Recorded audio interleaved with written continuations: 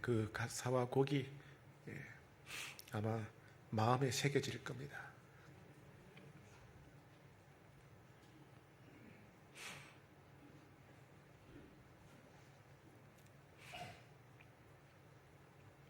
단지 외워서 부른다는 게 중요한 것이 아니고 저들의 마음에 새겨진 고백을 하나님께 올려드리기 때문에 더 진실하고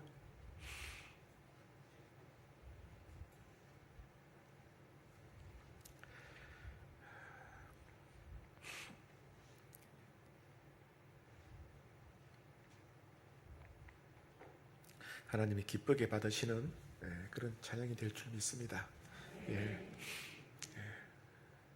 머리도 나쁜데 고생한다고, 참 잘한다고, 귀하다고 박수 한번 해주면 좋겠습니다.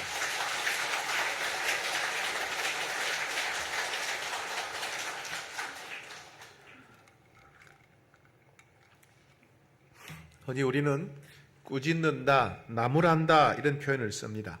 이 꾸짖다, 나무란다는 표현은 윗사람이 아랫사람에 대해서 잘못된 것, 부족한 것을 꼬집어서 말할 때 꾸짖다, 나무라다 이렇게 말합니다. 아이들이 잘못하면 부모들이 아이들을 나무라지요. 학생들이 잘못하면 선생님이 학생들을 꾸짖고 나무랍니다. 또 부하가 잘못하면 상관이 나무라기도 하지요. 예수님은 종종 제자들을 꾸짖고 나무라셨습니다. 예수님께서 제자들을 나무라신 경우를 보게 되면 첫 번째는 예수님과 제자들이 예루살렘으로 갈 때 제자들은 예수님이 가서 새로운 나라를 세울 것이라고 생각을 했고 자기들은 높은 자리를 차지하게 될 것이라고 착각을 했습니다. 그래서 서로 높은 자리를 차지하겠다고 서로 잘난 척하고 서로 싸우고 경쟁을 했습니다. 예수님이 그 모습을 보시고 그들을 나무라셨습니다. 겟세마네 동산에서 마지막 예수님이 최후의 기도를 하실 때 심각한 상황이었음에 불구하고 예수님께서 여러 차례 제자들을 깨웁니다. 자지 말고 깨어서 기도하라.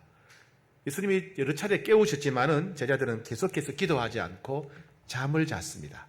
그래서 예수님께서 중요한 때에 잠을 잔다고 나무라셨습니다. 오늘은 갈릴리 호수에서 광풍을 만났을 때 배가 침몰하기 직전에 제자들이 두려워했습니다. 그때 예수님께서 제자들을 나무라셨습니다. 오늘은 이 이야기를 우리가 함께 살펴보고 우리에게 주시는 주님 말씀을 듣고자 합니다. 오늘 본문 35절, 36절 말씀 우리 같이 읽겠습니다. 시작.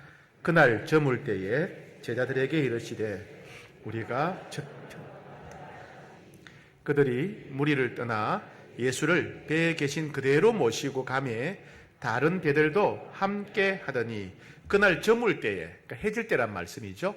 예수님은 하루 종일 설교하셨어요. 하루 종일 배에 타신 채로 설교하셨고, 그리고 이제 설교를 마치고 저물 때가 되었는데 예수님께서 제자들에게 호수 건너편으로 가자.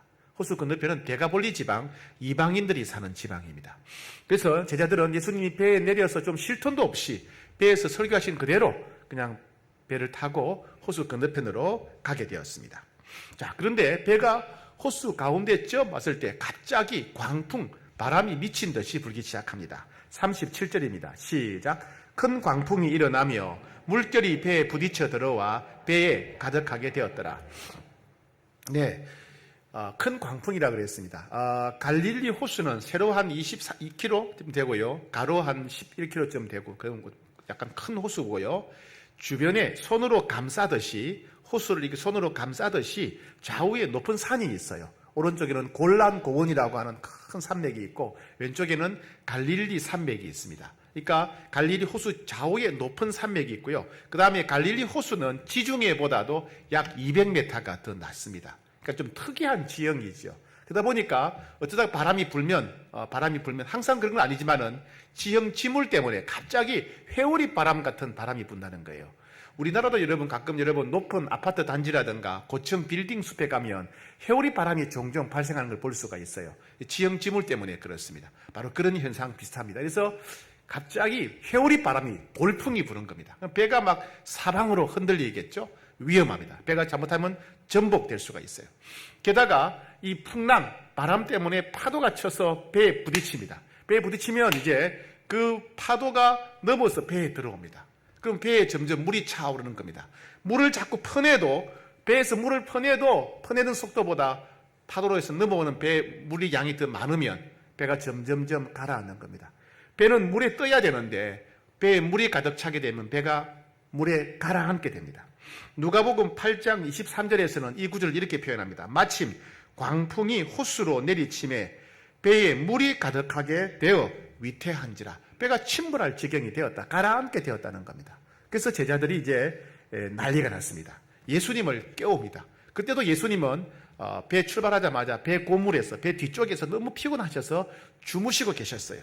자, 38절 같이 읽읍시다. 시작. 예수께서는 고물에서 베개를 베시고 주무시더니 제자들이 깨우며 가로되 선생님이여 우리가 죽게 되는 것을 돌아보지 아니하시나이까 하니. 예, 예수님을 깨웠어요. 예. 그렇게 배가 흔들리는데도 물이 배에 가득 찬데 예수님은 주무셨어요. 얼마나 피곤하셨는가를 알 수 있죠. 그죠? 예. 자, 그러자 예수님이 깨어나셨습니다. 깨어나셔서 바람과 파도를 꾸짖으시니까 바람과 파도가 잔잔해졌습니다. 자, 39절 시작. 예수께서 깨어 바람을 꾸짖으시며 바다더러 이르시되 잠잠하라 고요하라 하시니 바람이 그치고 아주 잔잔하여지더라. 예수님은 마치 가까이 옆에 있는 사람에게 명령하듯이 바람과 파도를 향해서 명령하셨습니다. 바람과 파도야 잠잠할지어다, 고요할지어다. 그랬더니 바람과 파도가 즉시 고요해지고 잔잔해졌습니다. 이는 예수님이 하나님의 아들이시고 온 세상 만물을 주관하시고 또 하나님 나라가 권능으로 이미 시작되었다는 것을 보여주는 그런 사건입니다. 자, 그런데 그렇게 바람과 파도를 잔잔하게 하신 다음에 예수님께서 제자들을 나무라셨습니다. 40절 말씀입니다. 40절, 자, 시작. 이에 제자들에게 이르시되 어찌하여 이렇게 무서워하느냐? 너희가 어찌 믿음이 없느냐 하시니. 예. 예수님은 피곤하셔서 곤히 주무시는데 단잠을 자고 계신 예수님을 제자들이 깨웠다고, 잠을 깨웠다고 나무라신 건 절대 아닙니다. 가끔 그런 사람들 있어요. 그죠? 자다가 깨우면 막 일어나지 않고 막 신경질 내고 화내는 사람이 있고요.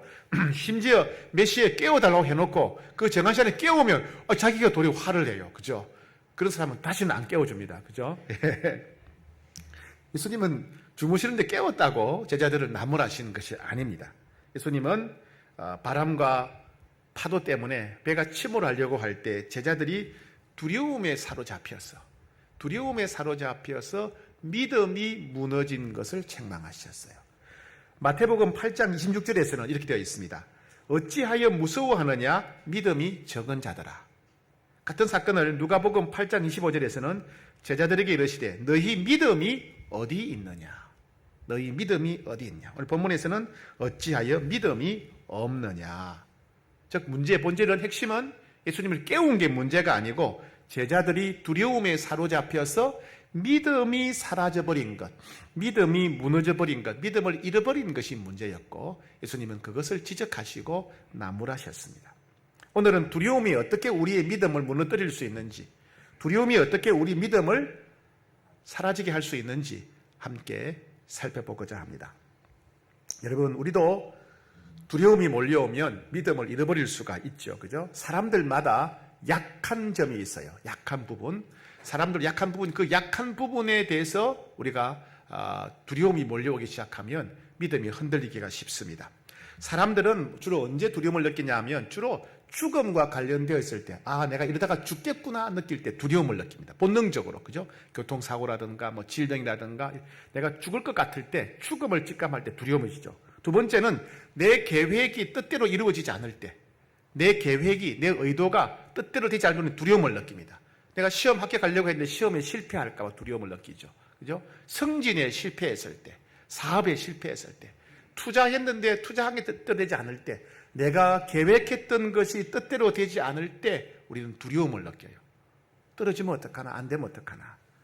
세 번째는 다가올 고통, 예상되는 고통. 그것이 육체적인 고통이든지 또 정신적인 고통이든지 간에 고통이 예상될 때 우리는 두려움을 느낍니다. 두려움이 이렇게 몰려오게 되면 각 사람들마다 약한 부위로 두려움이 몰려오게 되면 사람들은 흔들리게 되고 여러 가지 다양한 반응을 보이게 됩니다. 성경에 나오는 인물들이, 성경에 나오는 믿음의 사람들이 두려움이 몰려왔을 때 어떻게 반응했는가를 보면 아, 그렇구나, 우리도 그렇구나, 이게 이해할 수가 있어요. 아브라함은 하나님 말씀에 순종해서 가나안 땅에 갔습니다. 약속의 땅이죠. 그런데 하나님이 지시하신 땅, 약속의 땅에 갔는데 거기에 다른 사람이 살고 있는 거예요.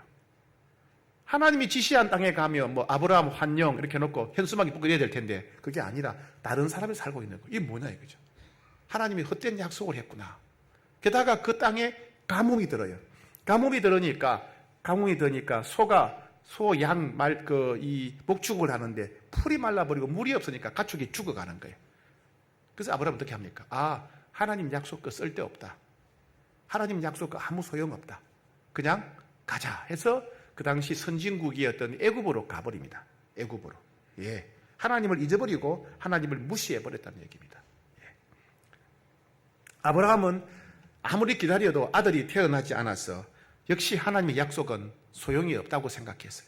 하나님 분명히 아들을 주신다 그랬는데 그 아들을 통해서 큰 민족을 이루겠다고 하셨는데 아들이 태어나지 않는 거예요. 그러니까 아이고 또 역시 또 하나님 약속은 쓸데없다. 그래서 어떻게 합니까? 사라, 즉 아내가 아니라 첩인, 여종인 하갈을 통해서 아들을 얻으려고 했습니다. 이와 같이 우리는 두려움이 찾아오면 하나님의 약속을 무시해버립니다. 봐라, 하나님 약속 그 쓸데없다, 소용없다. 그리고 인간적인 방법으로 문제를 해결하려고 합니다. 이스라엘 백성들은 홍해가 앞을 가로막았을 때, 홍해 가로막고 뒤에 애국 군대가 쫓아올 때 어떤 반응을 보였습니까? 그들은 430년 동안 노예 생활하다가 하나님 모세를 통해서 10가지 기적을 보여줬잖아요. 그죠? 10가지 기적을 봤는데 앞에 홍해가 가로막고 뒤에 애국 군대가 쫓아오자 그 10가지 기적을 통해서 체험했던 하나님을 다 잊어버리는 거예요. 다 잊어버리는 거예요. 뭐라고 그럽니까? 하나님이 우리를 죽이려고 여기 데려왔다. 세상에 말도 안 됩니다. 하나님이 430명의 이스라엘 백성들을 죽이려고 데려왔다. 애굽에는 매장지가 없어서 우리를 여기 데려왔다 하면서 하나님을 원망합니다. 원망해요. 예, 우리는요 두려움이 찾아오면 하나님의 사랑을 의심해요. 하나님 우리를 사랑하지 않는다. 하나님 우리에게 관심이 없다. 우리 인생은 우리가 책임져야 돼. 하나님 우리를 버려두신 거야. 이렇게 생각합니다. 이스라엘 백성들은 가나안 땅에 정착한 다음에 농사를 지었습니다. 원래는 목축업을 많이 한 백성들인데 가나안 땅에 정착하면서부터 농사를 많이 지었어요. 농사 기술을 가나안 사람들에게 배웁니다.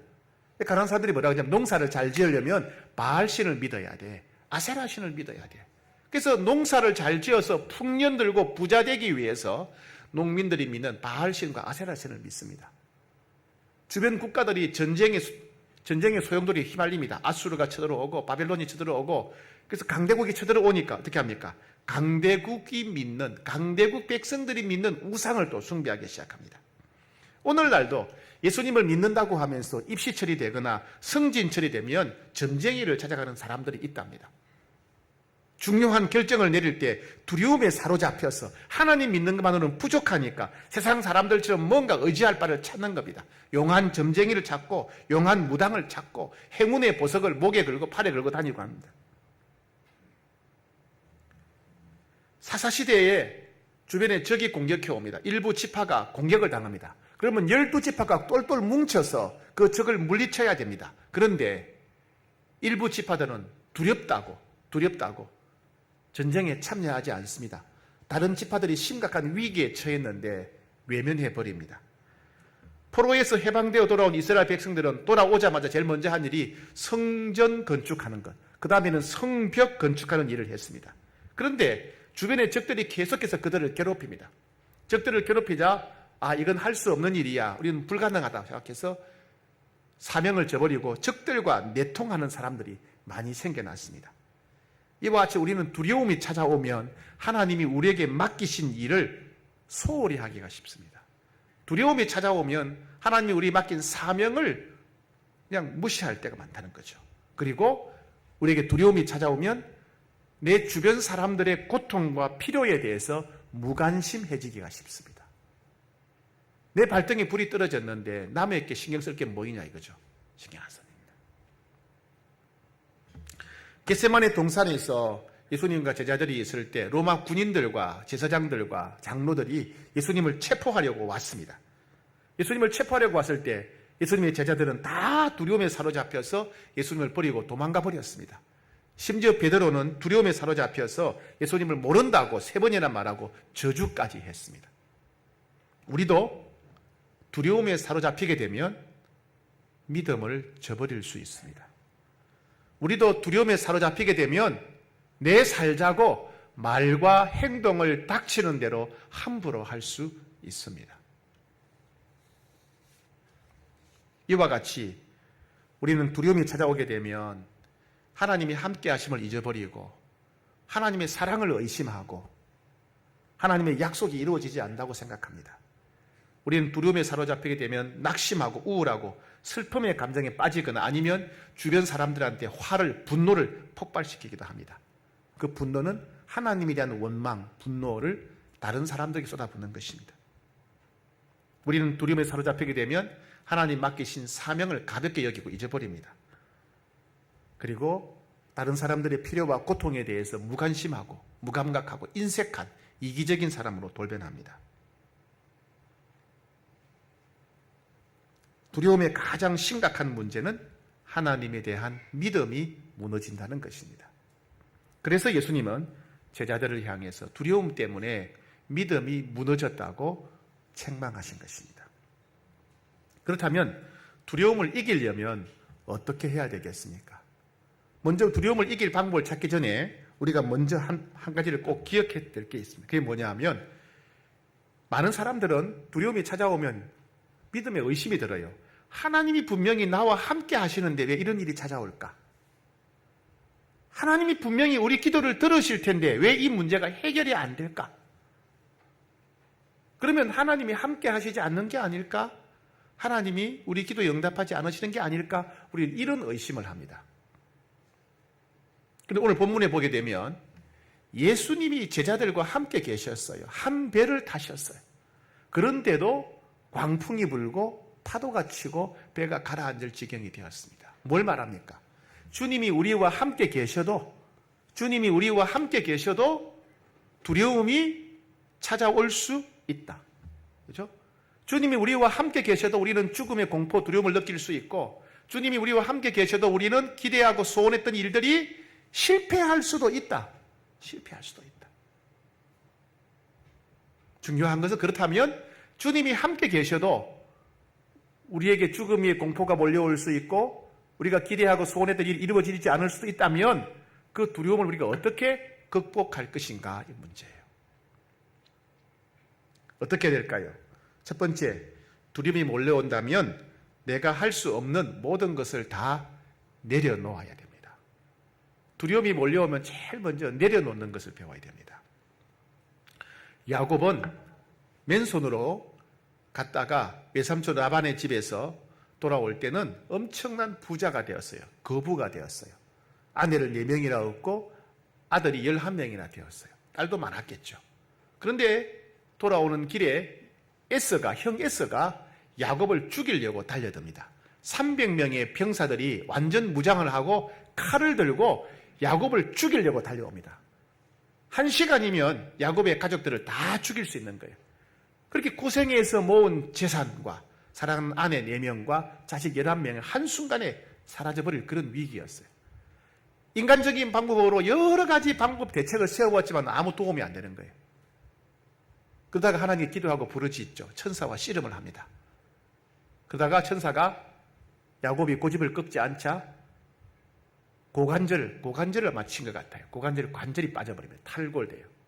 잘 걷지 못하겠죠. 그제서야 야곱은 내가 할 수 없는 게 있구나. 지금까지는 내가 마음만 먹으면 뭐든지 했는데 내가 할 수 없는 게 있구나를 깨달아요. 그리고 항복. 그리고 죽으면 죽어야지. 뺐으면 뺏겨야지. 다 포기하고 형을 만나러 갑니다. 그랬더니 야곱을 죽이러 오던 형 에서가 갑자기 돌변해서 오히려 야곱을 환영합니다. 야곱 뭐라 그럽니까? 형 에서의 얼굴에서 누굴 봤다? 하나님의 얼굴을 봤다. 야곱이 모든 걸 다 내려놓았을 때 하나님이 역사하셨어요. 예, 내가 할 수 있다, 내가 잘할 수 있다, 이걸 내려놓았을 때 하나님이 역사하셨어요. 바울과 실라가 빌립보에서 복음을 전하다가 억울한 누명을 쓰고 감옥에 갇혔습니다. 몽둥이에 얼마나 맞았는지 온몸이 걸레 조각처럼 찢어졌습니다. 그리고 지하 감옥에 갇혔어요. 그때 이 바울과 실라의 심정이 어땠겠습니까? 얼마나 억울했겠습니까? 분해서 견딜 수가 없었을 거예요. 그죠? 빌립보 당국에 대해서도 분했을 것이고, 또 누구? 하나님에 대해서도 억울할 거예요. 하나님 이럴 수가 있습니까? 우리가 하나님께 헌신했는데, 하나님 살아계신데, 하나님 우리와 함께 하시는데 왜 우리에게 억울한 일을 당하고 이렇게 몽둥이에 맞아서 온몸이 만신창이가 돼야 됩니까? 하나님 살아계신데 어떻게 우리가 이렇게 비참하게 감옥에 갇혀서 죽어가야 됩니까? 얼마나 원통했겠어요? 얼마나 소리치고 싶었겠습니까? 하나님 이럴 수가 있습니까?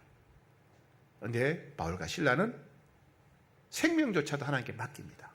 맡깁니다. 다 하나님이 생명을 거두어 가시면 그냥 끝나겠다는 겁니다. 그죠? 그리고 하나님을 찬송하죠. 찬송. 하나님에 대해 불신하는 사람은 찬송할 수가 없어요. 하나님을 원망하는 사람은 찬송할 수가 없어요. 그죠? 해도 안 되는데 이러면서 찬송하기가 쉽지 않아요. 근데 바울과 실라가 감옥에서 찬송을 불렀다는 것은 뭐죠? 다 내려놓았다. 살든지 죽든지 사나 죽으나 다 주님께 내려놓았다. 그랬더니 놀라운 기적이 일어났죠. 그죠? 기적이 일어났어요. 예. 제자들이 또 한 번 배를 타고 가다가 곤란을 당한 적이 있습니다. 예수님께서 벳세다 언덕에서 오병이어 기적을 일으키시고 제자들끼리만 배를 타고 호수를 건너가는데 그때도 역시 광풍을 만나가지고 배가 앞으로 나가지 못합니다. 전문 어부들인 이 제자들이 밤새도록 노를 저었는데 배가 조금도 앞으로 가지 못하고 호수 한가운데 꼼짝달싹을 못하게 됩니다. 아, 이대로 죽는구나. 이대로 죽는구나. 배가 뒤집어져 죽거나 배가 침몰해 죽는구나. 그럴 때 예수님께서 도와주러 오시죠. 그때가 언제였죠? 밤 사경쯤에 새벽이 끝나갈 무렵, 새벽이 시작될 무렵, 밤이 끝나갈 무렵 오신 거예요. 밤새도록 제자들이 노를 젓도록, 밤새도록 제자들이 노를 듣고 지치고 포기할 때까지 예수님 기다리신 겁니다. 자기 힘으로 아무것도 할 수 없다는 것을 깨닫게 하신 다음에 예수님이 물 위로 걸어오셔서 제자들을 도와주셨어요. 예. 이와 같이 여러분, 우리 주님은 우리가 모든 걸 내려놓기를 기다리십니다. 왜요? 우리의 집착, 우리의 욕심이 두려움의 근본적인 원인이기 때문에 그렇습니다. 우리가 두려워하는 이면에는 우리의 집착이 있어요. 우리의 욕망이 있어요. 그게 돈이든 명예든 안락한 삶이든 뭐든지 간에 우리의 집착, 이래야 돼. 내 인생은 이래야 돼. 나는 이래야 돼. 우리의 그 집착과 그 욕망 때문에 그게 실패할까 우리는 두려워하는 겁니다. 그걸 내려놓아야 된다. 우리는 사나 죽으나 주님의 것이다. 내려놓아야 돼요. 왜 우리가 남들하고 똑같이 살아가야 됩니까? 왜 우리가 내 기준으로 사는 게 행복이라고 생각합니까? 내 인생의 주권을 하나님께 내어드리고 사나 죽으나 우리는 주님의 것이다. 주님이 이렇게 살려면 이렇게 살고 저렇게 살려면 저렇게 살고 그렇게 살아가는 것, 그것이 진짜 자유고 행복이고 평안입니다. 두 번째, 두려움이 몰려올 때는요, 주님이 주신 말씀을 믿어야 됩니다. 약속의 말씀을 믿어야 돼요. 평소에 성경을 많이 읽고 설교를 많이 듣는 분들은 하나님에 관해서 많이 압니다. 하나님에 관해서 많이 아는 것을 믿음이라고 생각합니다. 그런데 막상 두려움이 몰려오게 되면 평소에 가졌던 성경 지식, 하나님에 대한 지식이 다 쓸데없어요. 다 거짓이라고 생각됩니다. 아무 도움이 안 된다고. 그래서 인간적인 방법을 찾고 세상 사람들의 방법을 찾는 것입니다. 이때야말로 진짜 믿음이 필요합니다. 하나님이 어떤 분이신지 하나님 주신 말씀을 믿는 그 말씀을 붙잡는 진정한 믿음이 필요합니다. 지식이 아니라 믿음이 필요하다는 겁니다. 성경에 보면 많은 믿음의 사람들이 인생에 곤란을 당했어요. 그죠? 이스라엘 나라도 마찬가지입니다. 전쟁에 져서 포로로 끌려가기도 하고 각종 전염병, 질병, 기근이 오기도 하고 많은 고통을 겪었어요. 사명 앞에 두려워하기도 하고 그때마다 하나님께서 이스라엘 백성들, 하나님의 사람들의 믿음을 격려하면서 하신 말씀이 있어요. 첫 번째는 뭐냐면 하나님이 함께 하신다. 어떤 상황이더라도, 어떤 문제가 왔더라도 하나님이 함께 하신다. 북이스라엘이 아수르에 멸망당하고 남유다도 바벨론에서 멸망당하고 나라가 완전히 패망해서 사라지기 직전에 불안해하고 두려워하는 하나님 백성들이 이렇게 말씀하십니다. 이사야 43장 2절에서 네가 물 가운데로 지날 때에 내가 함께 할 것이다. 강을 건널 때에 물이 너를 침몰하지 못할 것이다. 네가 불 가운데로 지나갈 때에 타지도 아니할 것이고 불꽃이 너를 사르지도 못하리니 이는 내가 너와 함께 하기 때문이다. 예, 하나님이 함께 하시지만은 하나님의 백성이지만은 무서운 강물을 건너가야 될 때가 있다는 거예요. 우리도 세상 사람들처럼 활활 타오르는 불길을 통과해야 될 때가 있다는 거예요. 그러면 활활 타오르는 불길을 통과하고 강을 건넌다면 세상 사람들과 차이가 뭐가 있습니까? 너희는 절대로 강물이 너희를 침몰시키지 못한다. 절대로 불꽃이 너를 태우지 못한다. 왜? 내가 너희와 함께 하기 때문이다. 너희는 내가 함께 한다는 사실을 기억해라. 강물을 건넌다 하더라도, 활활 타오르는 불길을 건넌다 할지라도 내가 너희와 함께 한다는 사실을 기억해야 된다. 그런 말씀입니다. 두 번째 하나님이 격려하시는 방법이 뭐냐면요, 내가 너희를 도와준다는 거예요. 도와준다. 내가 반드시 너희들을 도와준다를 기억해라. 예. 이사야 41장 10절에 보면 두려워하지 말라. 내가 너와 함께함이라. 놀라지 말라. 나는 내 하나님이다. 나는 내 하나님이다. 내가 너를 굳세게 하리라. 참으로 너를 도와주리라. 참으로 나의 어려운 오른손으로 너를 붙들리라. 주님은 위기에 처한 백성들 도울 때마다 항상 말씀하셨어요. 내가 너를 도와준다. 내가 너를 굳세게 하겠다. 우리는 두려움이 몰려올 때 두 번째로 주님이 우리를 도와준다는 사실을, 반드시 도와준다는 사실을 기억해야 됩니다. 그리고 세 번째, 주님은 두려워하는 백성에게 어떤 말씀을 주셨냐 하면 내 약속은 반드시 이루어진다는 겁니다. 내 약속은 반드시 이루어진다. 민수기 23장 19절에 보니까 나는 거짓말하지 않는다. 나는 거짓말하지 않는다. 내 계획은 반드시 이루어진다. 이사야 40장 8절 보니까 풀은 마르고 꽃은 시드나 하나님 말씀은 영원하다. 영원하다. 사랑하는 여러분, 하나님이 지금도 변함없이 함께 계시다는 사실을 붙잡는 게 믿음이에요. 예. 하나님은 절대로 사랑을 포기하지 않고 반드시 우리를 도와주신다. 하나님의 도우심을 끝까지 신뢰하는 게 믿음입니다. 믿음이에요. 그리고 하나님의 말씀, 하나님의 약속은 절대로 변하지 않는다. 하나님은 절대로 거짓말하지 않으시고 하나님 말씀은 반드시 이루어진다. 아무리 다른 사람 누가 우리를 저주해도, 누가 우리를 방해하고 해방해도 하나님의 말씀은 반드시 이루어진다. 이걸 붙잡는 게 믿음입니다. 여러분, 그런 믿음 갖게 되기를 축복합니다. 세 번째, 우리가 두려움을 이기는 비결은 뭐냐면 부르짖어야 됩니다. 부르짖어야 돼요. 오늘 제자들이 예수님을 흔들어 깨우며 부르짖었지 않습니까? 예수님을 깨운 것을 야단친 게 아니에요. 그죠? 믿음이 없는 걸 야단쳐야 돼요. 우리는 두려움이 몰려오면 제자들처럼 예수님을 흔들어 깨워야 됩니다.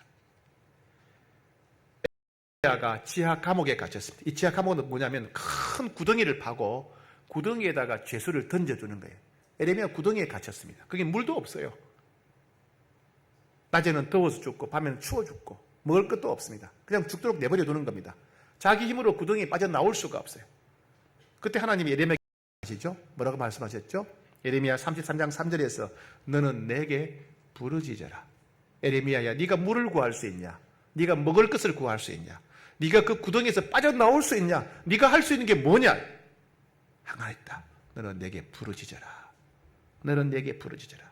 부르짖으면 내가 대답하겠고 네가 알지 못하는 크고 은밀한 일을 보여주겠다 하셨어요.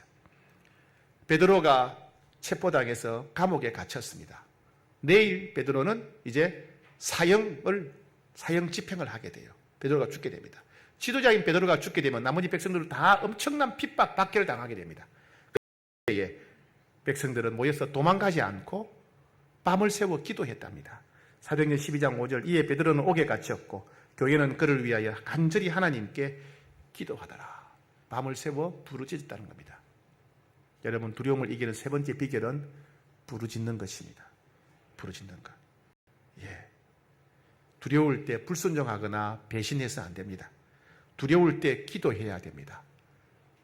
두려움은 누구에게나 느껴집니다. 그 두려움에 희생당하지 말고 두려움을 기도로 바꿔야 됩니다. 두려움이 변해서 기도가 되어야 됩니다. 우리가 좋아하는 찬송이 있죠? 370장 주 안에 있는 나에게, 주 안에 있는 나에게, 주 안에 있는 나에게 딴 근심이 있으랴 십자가 밑에 나아가 내 짐을 풀었네. 2절 그 두려움이 변하여 내 기도 되었고, 그 두려움이 변하여 내 기도 되었고, 전날의 한숨 변하여 내 노래 되었네. 두려움에 휘둘리지 말고 두려움을 기도로 바꾼다면 우리의 한숨이 기쁨의 노래가 될 수 있다는 겁니다. 사랑하는 여러분, 두려움이 여러분을 억누르고 있습니까? 두려움에 휘둘려서는 안 됩니다. 두려움을 기도로 바꾸세요. 그러면 여러분들에게는 한숨이 감사의 노래로 바뀔 것입니다. 이와 같이 두려움이 몰려올 때는 첫 번째, 우리가 할 수 없는 거 다 내려놓아야 됩니다. 삶의 모든 주권을 내려놓아야 돼요. 두 번째, 하나님 주신 약속의 말씀을 붙잡아야 됩니다. 하나님이 함께 하시다는 것, 반드시 도와주신다는 것, 그죠? 하나님의 약속은 반드시 이루어진다는 것, 약속의 말씀, 믿음을 붙잡아야 됩니다. 세 번째, 둘이 몰려올 때는 하나님께 부르짖어야 됩니다. 미국의 역대 대통령 중에서 39살에 하반신이 마비가 된 대통령이 있습니다. 39살이면 한참 일할 나이인데 하반신이 마비가 되었으니까 얼마나 절망적이었겠습니까? 얼마나 힘들었겠습니까? 그뿐만 아니고 각종 질병이 끊임없이 그 사람에게 찾아왔습니다. 고혈압, 동맥경화, 협심증, 심근병증, 심부전증, 심혈관 질환의 백화점처럼 혈관계통이 다 엉망진창인 사람이었습니다. 그러다 결국 뇌출혈로 생을 마감하게 됩니다. 그의 건강 상태는 절대 희망적이지 않았습니다. 언제 죽을지 모르는 두려움이 가득한 그런 몸이었습니다. 그런데 그가 결국 대통령이 되었는데 대통령이 되었을 때 그때가 미국 경제가, 미국 역사상 미국 경제가 가장 힘들 때, 대공황 때입니다. 그리고 얼마 지나지 않아서 세계 2차 대전이 또 터집니다. 전쟁의 소용돌이에 또 휩쓸리게 됩니다. 그런데 그는 미국 역대 대통령 가운데 전무후무하게 대통령을 4번이나 한 유일한 대통령입니다. 그는 대공황을 잘 극복하고 2차 세계대전을 잘 이끌고 해서 지금도 여론조사를 하면 미국 국민들이 가장 존경하는 대통령, 가장 높은 순위가 됩니다. 누구일까요? 미국의 32대 대통령인 프랭클린 루즈벨트입니다. 그러면 대통령 취임 연설에서 이렇게 말했습니다. 우리가 두려워해야만 하는 것은, 우리가 두려워해야 할 유일한 것은 두려움이다. 무슨 말이냐면 두려움에 휘둘려서는 안 된다 얘기죠. 이 프랭클린 루스벨트가 개인적인 병, 또 신체적인 장애, 국가적인 경제적 위기, 대공황, 세계 2차 대전 갖가지 어려움에도 불구하고 두려워하지 않고 그가 승리한 비결이 뭐냐면 바로 믿음입니다. 믿음. 이사야 41장 10절 두려워하지 마, 내가 너와 함께함이라. 놀라지 말라, 나는 내 하나님이 됨이라. 내가 너를 굳세게 하리라. 참으로 너를 도와주리라. 참으로 나의 의로운 오른손으로 너를 붙들리라.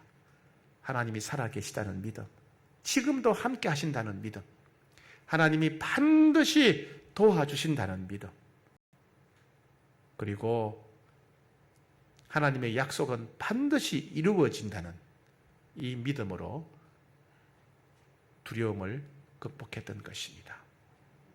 두려움 앞에 휘둘리지 말고 모든 걸 내려놓으시고 또 믿음을 지키시고 그리고 부르짖음으로 승리하는 여러분 되시기를 축복합니다.